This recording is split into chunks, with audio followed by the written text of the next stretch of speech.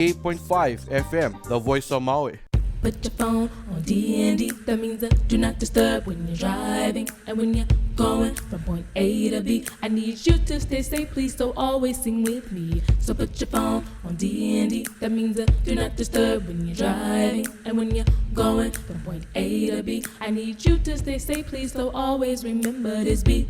Don't drive distracted. A message brought to you by the National Highway Traffic Safety Administration, Project Yellow Light, and the Ad Council. You're listening to the voice of Maui, community-supported radio, 88.5 FM, KAKU. In exactly 15 seconds, we'll be on the air. KAKU 88.5 FM. Okay, here we go. Kahului, Maui. Quiet, please. The voice of Maui. Welcome to The Nature of Your Nature. Come home to You Know More with Dr. Valerie Simonson on KAKU 88.5 FM, the voice of Maui, broadcasting from Akaku Maui Community Media Center in downtown Kahului. Aloha! Welcome to The Nature of Your Nature. Oh my gosh, do we have an amazing show today and a treasure guest too, from Maui, Lisa Cary. I've known Lisa Cary professionally as a somatics practitioner. I'm going to have you expand more on that later, but I want to just honor you for what you did for me during the fires. As one day I got hurt over on the west side and somehow made it up to your place. You were offering incredible support for a lot of us frontline workers, and the PTSD and all of that kind of stuff was pretty severe, but I was able to get in my vehicle, and I don't remember if I went back to West Side or actually went home and haiku and slept. But Lisa, thank you for joining us. I am so happy to be here with one of my favorite people. And Valerie, I'm so in awe and honor of the work that you do and have done for the last couple years and way beyond that. But just, I've really gotten to know you more over the last 2 years and the volunteer work that we've done together and some retreats. And so we always have fun together.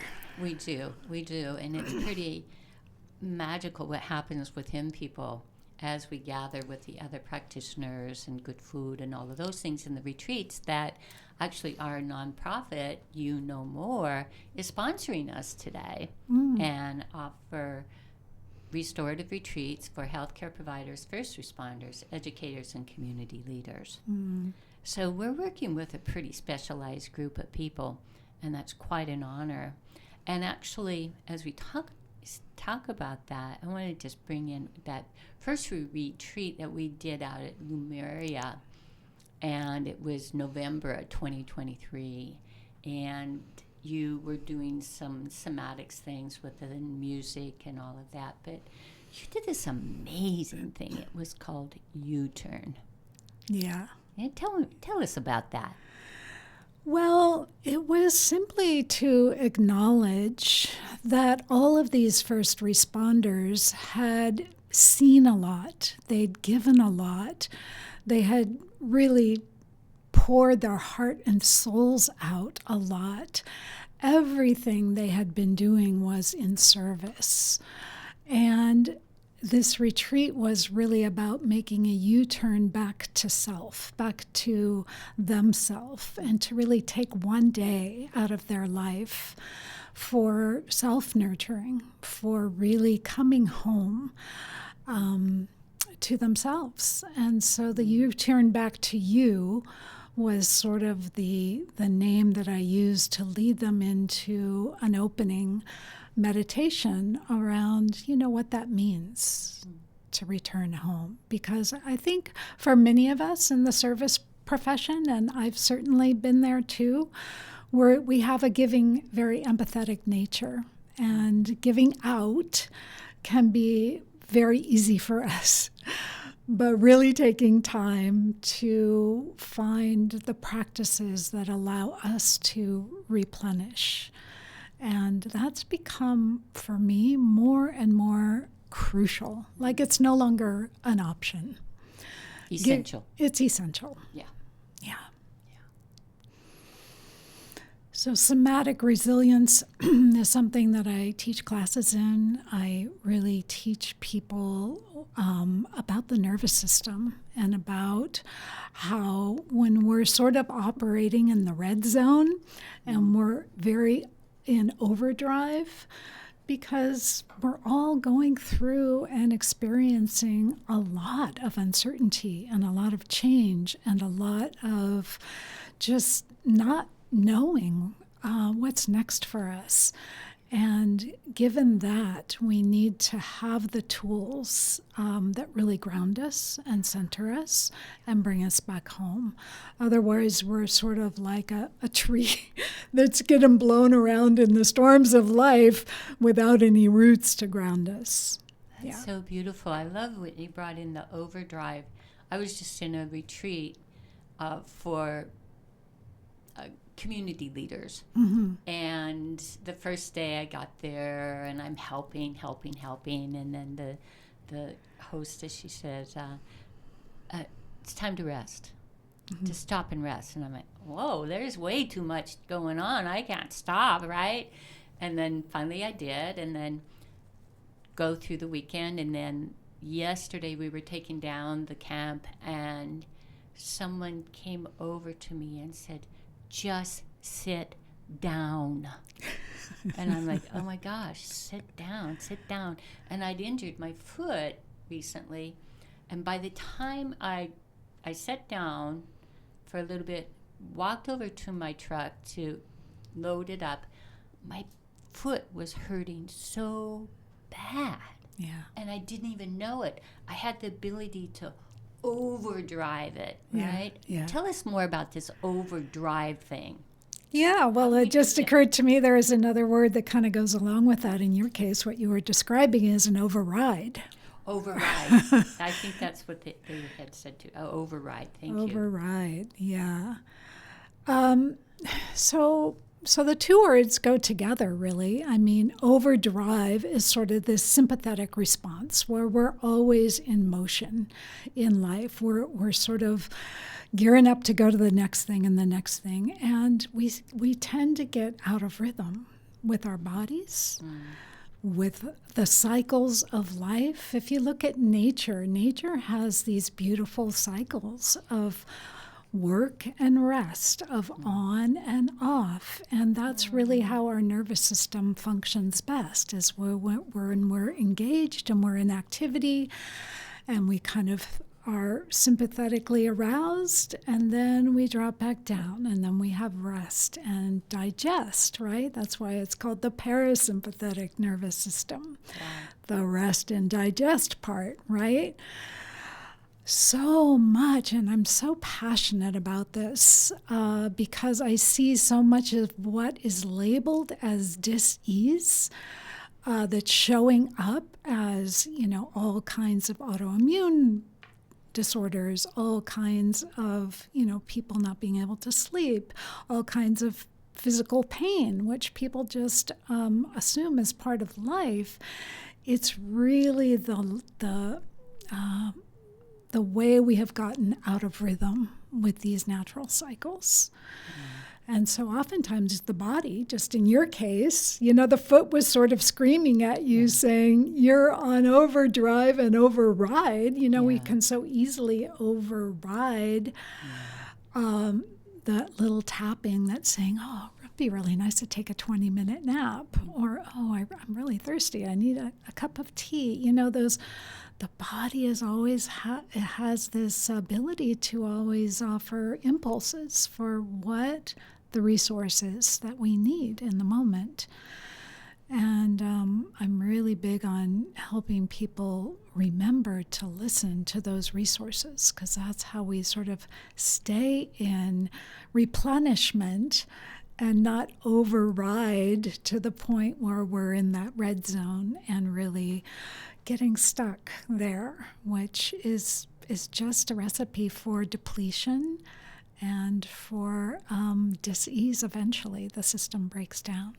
How would someone know if they were in a room of people? How would they be able to recognize override? Like when I thought about it, when I did actually recognize my foot, I remember my eyes were darting just shortly before that. Like, that needs to be done. This needs to be done. This, what other things would someone know or recognize in someone else or in themselves? Yeah. That, whoops. Oftentimes you can start to feel the breath getting more shallow is a big one. That's a kind of a tip-off that we're in sympathetic overdrive. Okay.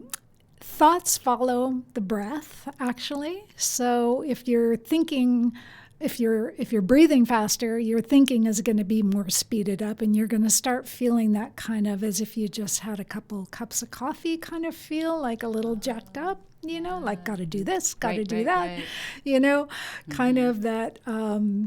So that's another thing. Oftentimes, it's learning to how to start to know your own body's cues, because it's going to be very unique to different people. But definitely cues like I'm not sleeping well at night. That's kind of telling me when someone says that the adrenals are really over functioning.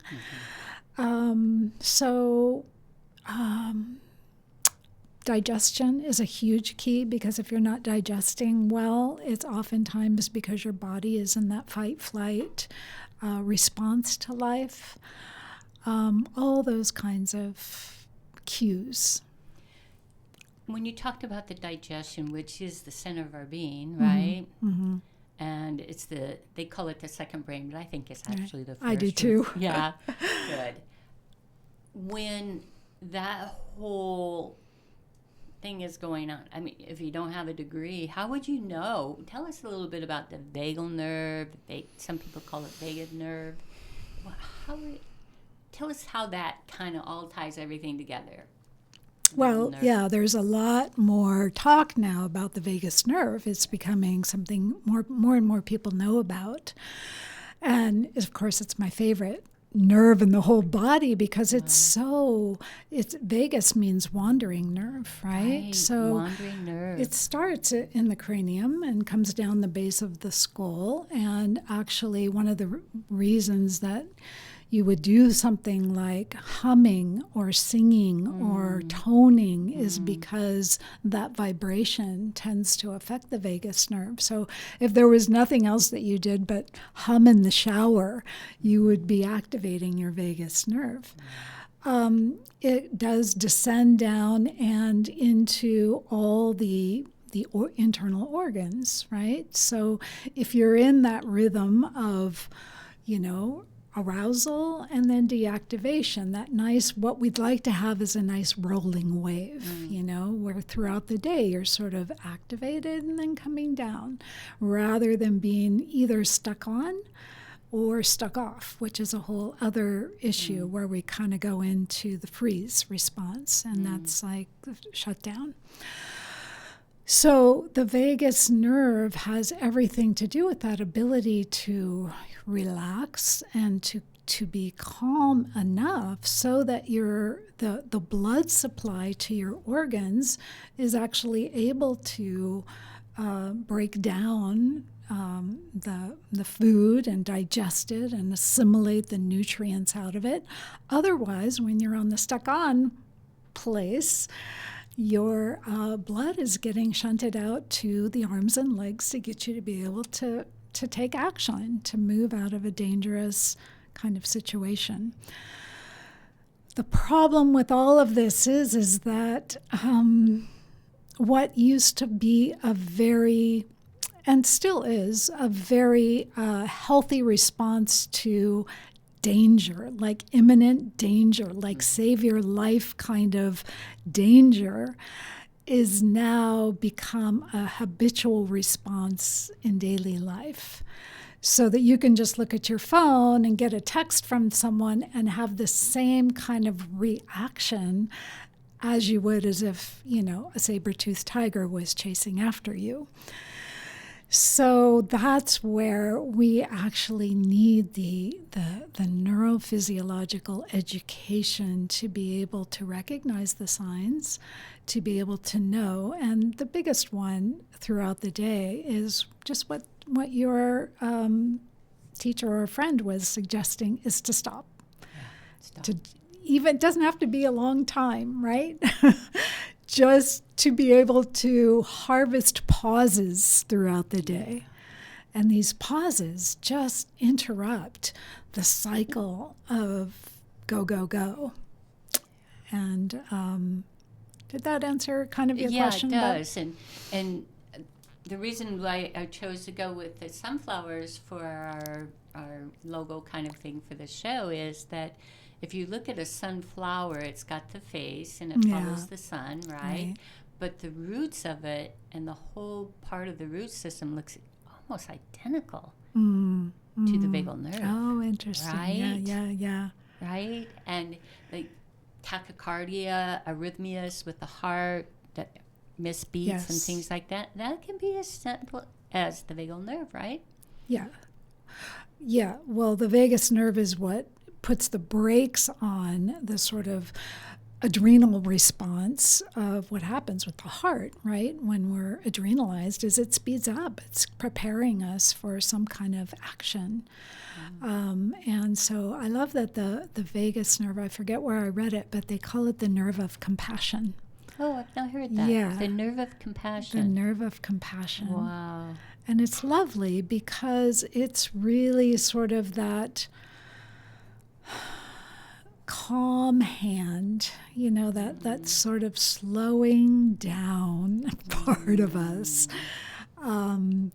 that brings us back into balance. And so we need to really become a best friend with our vagus nerve and to know those skills, those tools that help to tone it. They call vagal toning is about having that activated and to know, even if it's something as simple as humming in the shower. Right. Which takes us back to a word you used, or two words you used earlier: self-intimacy. Intimacy. Yeah. Tell us more about that. That is so awesome. Well, I really feel that somatics is about making this U-turn that we talked about. And to make a U-turn means coming back home to self, right? We live in an age that's convinced us that everything that we need is out there, including in your profession as a doctor. People think that, doctors are what healed them. But really, the healing is from within. And so if we want to get to know, and that's on my website, I talk about the inner healer because I feel like my work, in a way, is helping people to activate the inner healer. I don't heal people, but I help people to find the place within them and create the atmosphere around them, because just like a plant, I'm a gardener, as you know, and plants need nurturing, right? It's like if you ignore them for a period of time, they wither and die. But that fertilizing and that watering of a plant, so we're all very sensitive to our environments. And that's something that we do have some choice over. What environments do we put ourselves in? And to know when we put ourselves in sort of environments that are going to overstimulate us, to know, okay, how can I offset that, come back to balance? So intimacy really has everything to do with coming back home to ourself with all of ourself, rather than this idea that what I need is out there. I need to improve myself.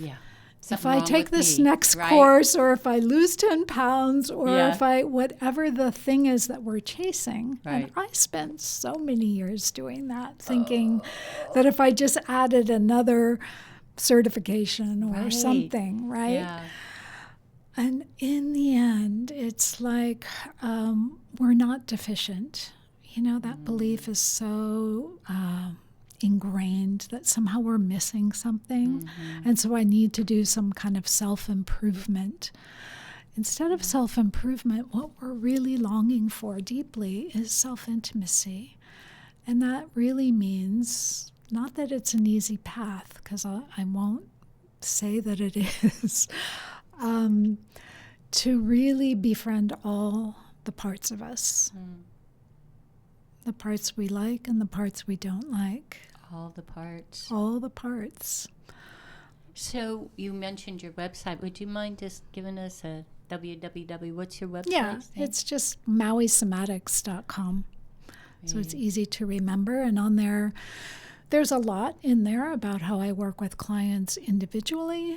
I do somatic integration coaching. So a lot of it's integrating mind, body, spirit, so that all the parts of us that kind of feel in conflict, because oftentimes when you really go inside and become intimate with yourself, the first thing you start to see is we might have different parts wanting different things, and there's like this tug of war going on within us.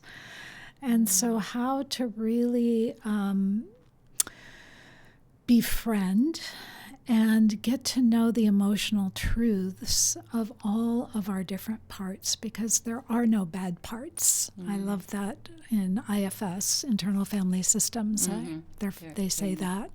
You know, there are no bad parts. There's simply different parts that have different agendas and came online at different parts in our life. And so that's the part of the self-intimacy that I work with people. Beautiful, thank you. And it really dovetails into the nonprofit You Know More that is sponsoring us today. Is You Know More. Yeah. It's inside. The innate wisdom is there. Yeah. Let's just stop. Go into it. And like for me, my foot the other day, I wanted to belong. I wanted to be a part of everything that was moving and going. And everybody there was a lot younger than me. And they could do all that. But that was the emotion that was behind it. I need to do this so that I belong. Right. Yeah, and was that something you were able to recognize at the time? When I sat down and I sat next to a baby that I had seen a couple of days before, and I went, oh, this is where I belong. Yeah. I need to be next to the baby, and, you know, that's what I really needed. Yeah. Was that just come back to what it is that I do. I don't carry a 80-pound box anymore. I don't carry a backpack like I used to, right? Yeah. As much as I'd like to. Yeah. But that's just such a perfect example, and thank you for bringing it forward, because just by taking that pause, you were able to notice what is the unmet need, and that is oftentimes what we're looking for out there is some unmet need within us. And in your case, it was, I just need to feel like I belong. And once you notice that, acknowledge that, then we can become our own self-soothing and provide the resource that is needed in that moment for that particular need. And when we talk about belonging, we have the outside world, right? All of that. But this world, which I think that you are one of the stellar people that really understand that this body, this place where you live, this is where we live, is in this body, where the earth is supporting us, right? That is inside. The heart has a message. The liver has a message. The toe has a message, right? Tell us more about how we can use this in our everyday life so that we are more in balance and more in harmony. Yeah. Well, I'll just tell a quick story, and that is, I struggled for 7 years with sciatic nerve pain, which maybe you know that, and that's actually what got me into somatics. And I had been seeking outwardly for answers everywhere. I mean, thousands and thousands. I can't tell you how many thousands of dollars I spent on every kind of treatment. I won't even begin to name them all because it would take the rest of the hour. Right. But believe me, when I ran out of the physical modalities, I started on the mental emotional ones, became a hypnotherapist, went into past life regression. I mean, I covered all the bases, And finally, out of desperation, complete desperation. I mean, I had tried every avenue. Two things happened for me. One is I just took a pen and I just said, okay, you're screaming at me, sciatica. What is it you want me to know? And then I took the pen and I gave it to my left side. I'm right-handed. Oh, that's such a great trick. Yeah, because when you're writing from your non-dominant hand, it puts you into that more vulnerable place, the part that doesn't know how to do it well. It takes longer, it's slower, all of that. Man, this part had a lot to say. And your non-dominant hand had a lot to say. Well, I gave it the voice of the pain. Beautiful, the voice of the pain. The voice of the pain. I just said, tell me what it is you want me to know, because I can't fix you. I've tried that route. Yeah. So what is it you're trying to tell me? And this was, like I said, it was the last thing after 7 years. I mean, with just like pretty depressing pain. Yeah. And it started I just said, okay, I'm not going to censor it. I'm just going to let it have a voice. And it ripped, and it had a lot to say, and it was angry. And it was telling me, you're just working on 8 people a day, and you're building a house on the weekends, and there's no downtime in your life. You're so out of balance, And it was a request from deep within my body. Was I listening? No, I wasn't listening. I just wanted to fix it. But as soon as I actually start to hear that it really had some things to say that were wanting to bring some change but balance into my life, that was the beginning of my healing process. And then that combined with somatic movement, which actually repatterned the way I was holding myself so tightly, because I was so on the go all the time and so into this high achiever mode, right? Yeah. So my body had to learn how to re-embody a new way of being. And I had to learn to acknowledge that this part of me, which felt like a knife in my back, wasn't the enemy, it was the messenger for a whole new way of being in my life. Yeah. The mess became your messenger. Yeah, there you go. And your message. Yeah. And somatics comes from the root word soma. Is that correct? Soma, which means awareness of the body from within. Say that again. So it means the awareness of the body from within. So I often tell clients we have a body in our mind and we have a body in our body. Oh, a body in our body, which is where we actually live, right? But most of it, or I know I can sure get in my brain. Let's do a little something. What can you help us with that? Let's experience that. Yeah. One of the things that I've been playing with a lot is the smile.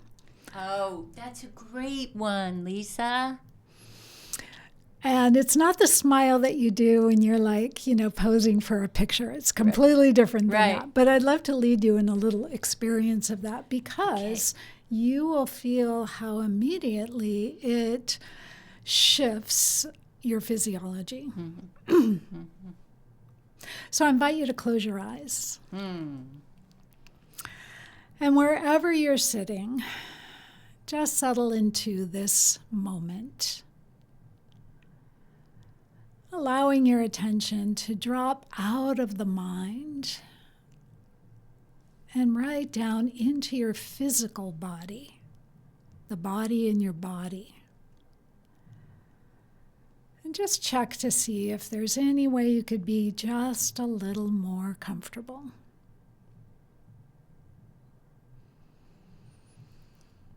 You might just sense whatever contact you have with your chair, with your feet on the ground. Just noticing how your body is actually supported in this moment. And allow yourself to sense what it's like to feel that support.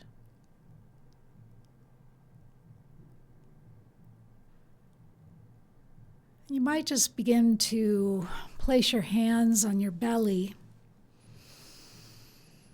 this very intelligent center where the vagus nerve is communicating to all your organs. And just begin with a few full, deep breaths, inhaling deeply and exhaling slowly.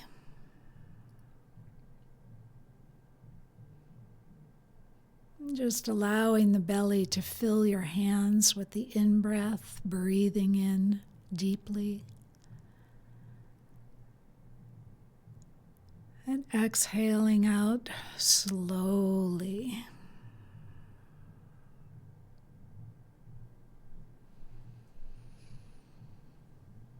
Now just bring some attention to your mouth. And just notice what shape your mouth is in. Maybe the small muscles around your mouth. And just allowing from behind your lips a gentle smile to form.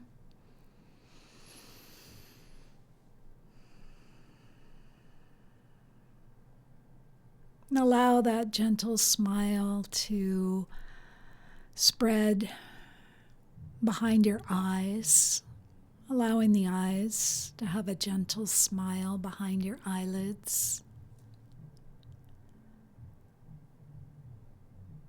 As if you were smiling, not in the way of, I like everything that's happening right now, but just an acknowledgement. It's kind of like you would smile at your cat, you know, when your cat is just doing something either humorous or kind of naughty or playful. It's just, I see you kind of a smile for doing intimacy, that kind of, I see you. And you can just allow thoughts to pass on by, just smiling at thoughts, the stream of thoughts moving through.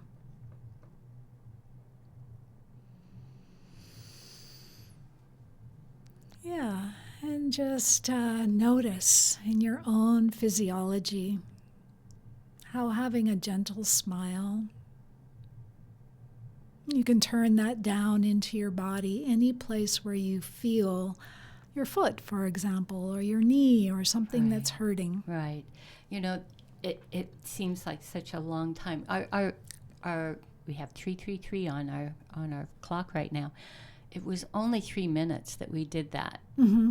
But the attention span of most people right now is 30 seconds. Or 3, is it 30 seconds or 3 seconds? It's 3 seconds. I think it's getting less and less. Yeah, it's 3 seconds, same as a goldfish. And so how do we do something like that when we're like just stepping into a situation and be able to just get there right then? Yeah. So I like to do the ABCs, and you can do the ABCs of resetting throughout the day. And the first is A, and we've already kind of talked about it. A is becoming aware. Right. I'm really on high speed. I'm really feeling usually the first thing that will tighten up, right? Are the upper trapezius muscles, right? Yeah. You can often feel the jaw clench, right? There'll be a tight knot in your belly. Those are some of the signs, right? So A is awareness. It's like, oh, I'm aware that something, my body is screaming at me. It's communicating to me. So that's the pause or the stop. So you just stop. B is breath, just like we took a few breaths into the belly. You can change your whole physiology by changing how you breathe, the speed at which you breathe. Because if you're in fight or flight, you won't be breathing deeply. So all you do is change your breath. You'll bring the vagus nerve back online. And C is then making a conscious choice. Choice. And I like choice and connect. Yes, So choice and connect. one of the ones I'm living with now is I'm choosing to smile at whatever is happening, right? It's like I may not like it, but it's like kind of like, oh, let's just give it a little smile, you know? But for each moment, there'll be a different choice point. And if we can exercise our ability to choose, that is where we have our power in every single moment. And that doesn't take a long time. And once you start to really practice your ABCs, awareness, breath, and choice, sometimes it's just taking a few breaths and shaking. Shaking is what like animals a dog, do. Right? That's what animals do to release the excess, adrenaline overdrive. So those little tools, choosing to use them in each moment is what creates resilience. Yes, and the more you practice these things, the easier it is. I remember during COVID when I went, okay, I just got to focus on the vagal nerve because we've seen so many cardiac situations, right? And now it's just all I have to do is just close my eyes and the breath comes and the vagal nerve comes. Or turn my eyes to the right or to the left and it just sets automatically, right? But I want to come back to the smile because I remember in my years of trying to figure out who I was, right? The smile was probably one of the most powerful. And also, did you know that you burn more calories with a smile than you do with a frown? Because there's more muscles involved with the smile. So you're actually losing weight, right? Another benefit. To smiling. And I love that, bringing the smile to the part of the body that is really asking for a voice. Right? Instead of being angry, oh, my foot hurts again. Bring the smile to it. And then the smile just spreads it out, right? Yeah. And sometimes I'm smiling at what doesn't feel good. Like I'm feeling angry. Oh, I can smile at the part of me that's feeling angry. And then it just gives enough distance. And the beautiful thing about a smile is it produces oxytocin and serotonin and the kind of feel good. So it's really hard to get sucked into being angry if you're just smiling at your anger and saying, you know, I see you. And even if it's kind of a little fake smile, that's okay because it's working with the vagal nerve. The vagal nerve is involved with all of these muscles in your face. And then the other part of that is, as in life, it is what it is. We can always wish it were different than it is, but it is what it is. It's our reaction, our choice. Our choice, yes. That is the difference. Yes. Right? Yes. And then making wise choices. So one of the things that we can do is turn off the ringer on our phone so it doesn't ding. Ding, ding, ding. Right? Right. But just maybe on a silent or a slight movement so that it doesn't bring up the old patterns from previous experiences in our life, Yeah, because every time it rings, it creates a sympathetic arousal, right? So if you can imagine how many times is that happening per day, we're constantly being sort of jacked up and not given that, you know, it's like we almost have to do consciously what used to be natural, because we don't really realize like how out of balance our our lifestyle is. Not everybody, but I'm just saying in general, just the amount of information that we're processing every single day. It's gotten so fast. It has gotten fast, and it also is very demanding. I signed up for something for the nonprofit, You Know More, and in order for me to get this information, I had to click the box that said that they could send us text message, right? And every time the text message comes across, even though on my phone I don't have it, but it's there, I can hear it, maybe if my computer's open or something like that, right? And so after I looked at that and saw, no, they're telling me I have to have that ding in order, and the ding takes me to another place. When I'm in this other place, I'm not making really wise decisions. Yeah. Which would mean, I probably would buy into that. Yeah. Because I want to be part of that whole thing, right? So I did the thing that fixes it and unscribed everything. Yeah. And went back and sat under a tree. Yeah. Right? Yeah. It's a wise choice. Yeah. Yeah. And our DNA, like the banana tree, our DNA is 65% the same as a banana. Banana tree. So that's why we can go to nature and be regulated in such a quick process. Yeah. Yeah.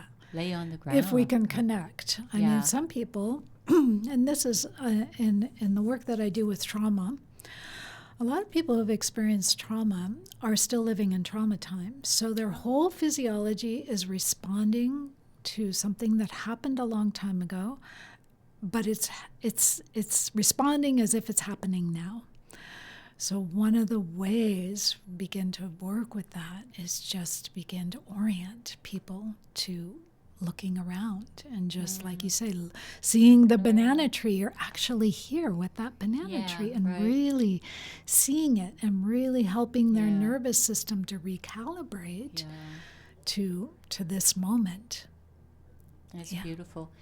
Well, we have a few more minutes, and I want to make sure that we are covering some of the things that people can use in their daily lives, right? I want to thank Akaku, KAKU 88.5 FM, for allowing us to be here today. And thank you, Lisa. Would you give us your website again, please? Yeah, it's just www.mauisomatics.com. You and I have shared a number of clients over the years, and I remember seeing something one time with, we worked on a lot of fire survivors, and when I work, I try to be outside as much as possible, right? Get people on the earth. And you actually had them touch a tree with their hand. Yeah. Yeah. Yeah. I had him touch the tree on my property that had gotten split in two. And the very place where it had gotten split in two, I thought we were going to have to take the tree down because it was so damaged. But we never got around to it. And where it had split, one whole half the tree had just come off. It had all resprouted and was bearing the most fruit. Wow. And this man was in the fires. He didn't lose his house, but everything around him was gone. And I said, this is you. You and this tree are regrowing. And he got it. And Yeah, the fires pop something inside all of us, and that has given us the opportunity to return back to ourselves. And there's a different way that we're looking at life, it seems. And a lot of people that I have been able to serve, they're leaving their professions and they're going into something maybe that they only dreamt of doing, right? And it doesn't take long they're collaborating with these other organizations and getting the right help, and there's that level of peace and understanding. Has been in the face of so much disaster that it comes up. You know what? This is it. This is my life. Yeah, it wakes you Right? up anytime Does. there is a trauma or Yeah. a disaster. And is this what I want? And if not, what am I going to do it differently? Yeah. And that whole getting back into the soma, the cell of the soul, or the cell, the soul of the cell, right? And breathing, awareness, breath, And choice. through connection, right? Yeah. And then I like D as discernment, Oh, right? wonderful. To, okay, well, how is this really going to serve for the highest good of all? As we are, I think, out of the me culture, and we're in the we culture, even though what we may see around us, that doesn't have to be ours. That's our choice, right? Yeah. Yeah. And as we know, the more connected we are with ourselves, then we can have intimacy with another, right? It's very hard to be intimate with another if you're outside of yourself. When we played with the word intimacy earlier, I remember writing about that decades ago. Into me see. Even as I say it right now, I can feel something coming up like, you're going to look inside of me, or I'm going to allow someone else to look inside of me. Yeah. Intimacy. But that's where the smile is something that I love, because I can look with a kind smile, I can look at just about anything inside myself. Whereas if I have a harsh judge doing the looking, I'm not going to want to go in there and see, because, and it's like, it's so easy for us. We all have that. And as soon as I started including a kind smile, no matter what I found, it's like, just looking at this part of my human nature, as another little foible or, imperfection. Which is perfect. Yeah. Imperfection is perfection. Yeah.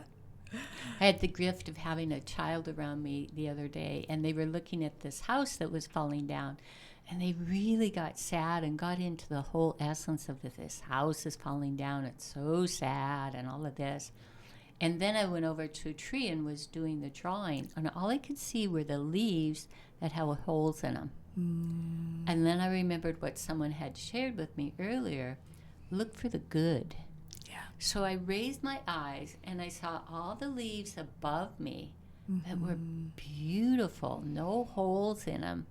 I went, boy, there is a choice, right? There is. And as we recognize, I can look, and this little person, this little human showed me how she directly went to, it's so sad, and what are we going to do about it? How can we fix that, right? Instead of looking at what is right, what is good. What is right about right now. Yeah, I love that. What is right about right now? Which that's a whole concept in itself. Now, being present is the present. Yeah, really. And your presence is the present. Yeah. Right? And our ability to be present for our own experience. Yeah. I also want to mention, just while we're talking, that I do teach movement every single week at Wisdom Flow. Right. And that's another way that people can take an hour and 15 minutes and come back to themselves in doing some very gentle somatic movement, which gives them awareness of the body and the body. And it also regulates the nervous system, because we're doing very awareness-based movement and making connections and new ways of linking things in the body that sort of disrupts the habitual tension holding patterns. Yeah. So that's another resource for people. Beautiful. Thank you for sharing that. The movement part, the dance part, the bringing it all together and moving together, right? Yeah, well, actually, this is not even dance as much as it is lying on the floor, and you're in your own sort of little bubble, and I'm just guiding you through these very gentle movements. So there's no interaction. You're really sort of in your own self-discovery, self-learning. So any competition or anything, like, there's no goal, really. Nice. So it's almost like guided meditation, but it's guided movement. Beautiful. And that would be something that they could learn and then use that in their activities of daily living. Yes. Right? The other thing that comes up for me, just saw my old paddling coach, Gabby. Nakai Ivalu, right? And all of the other coaches have passed on, but he's one that's still around from way back when. And I remember him putting me in one of the canoes there and just having me sit on the beach. And then he slowly pushed it in so that I could feel the rhythm of the ocean, the water, right? Yeah. And I know you're a water gal. I've seen you all over the place with the creatures down below. Yeah. Tell us about how all of what you've talked about, the somatics, because we're 75% water, right? How does that change us when we're in the water or around the water? And really quickly. Yeah, well, I just got back from the Big Island. I had the opportunity to swim at night with the manta rays, which was a whole other magical experience, these angels, right?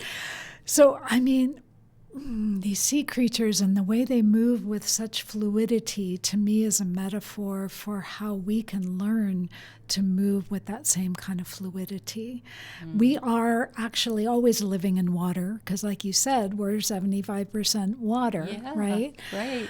So that type of fluidity within our own bodies, I mean, the more we discover that through movement, the more emotions become more fluid, and the more, our thinking becomes more fluid and creative. So everything is responding to every other level of our being, right? But just the act of being in the water, I'm sure there are. I mean, for me, it just has a nervous system reset, and just being with interesting creatures that you don't, right. Right. So, and the whales, of course, we all just had a beautiful few months with the whales, which was extraordinary for me. Yeah, that ancient wisdom, right?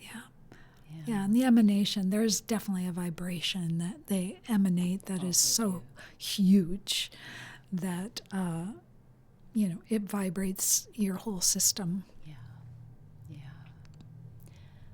Is there anything else that you'd like to just close things up with? Well, as you said, this is a time of we, and I really feel like it's within community that we are needing to move through this time. So that's why I offer the classes. That's why I offer the support through my private practice, because it's not a go it alone kind of time right now. It's way too big for that. And this coming together and sharing information and sharing gifts is all the gifts are needed. So I just invite anyone who's listening to really tap into what it is they're really here to do and offer their gift at this time. And if they need some support in accessing that or developing that or sharing that, to reach out. And, I'm certainly available to work with people. Yeah, we're so blessed to have you on the island, and as well as a lot of other amazing practitioners. Yeah. And that intimacy, you called it self-intimacy. Yeah. And the U-turn. You know more. Right. You turn. Come Right. back to that, right? Come home. Yeah. To you know more, that innate wisdom that never will lead you astray. Yeah. And your body is here. Like my foot telling me the other day, you know, I'm here. This is what I need. Yeah. Right? And I'm like, whoa, and the body speaks. Yeah, and the body is the subconscious mind.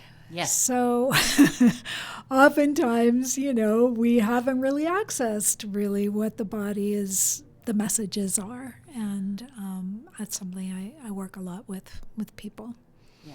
And I heard someone talking the other day, and they said that, well, it's really scary to go in there. And I know that it may be a little bit pushing some boundaries that maybe are some experiences you've never had before. But the other aspect of it is, what if we don't do it? Mm-hmm. You know? And this kind of self-care, this is something that is sustainable, mm-hmm. right? Mm-hmm. Awareness, breath, connection, mm-hmm. choice, mm-hmm. discernment. Mm-hmm. Yeah. Life can be effortless. Yeah.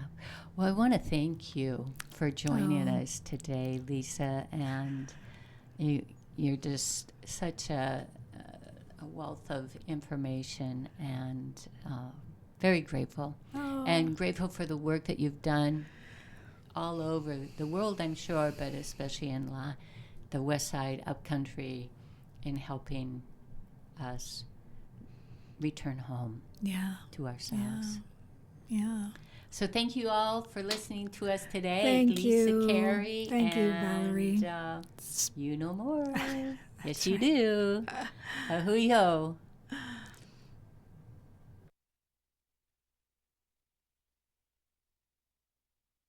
The County of Maui Department of Parks and Recreation is now accepting seasonal employment applications for the 2025 PALS summer session. Seasonal positions will support a wide range of social and educational activities for keiki ages 5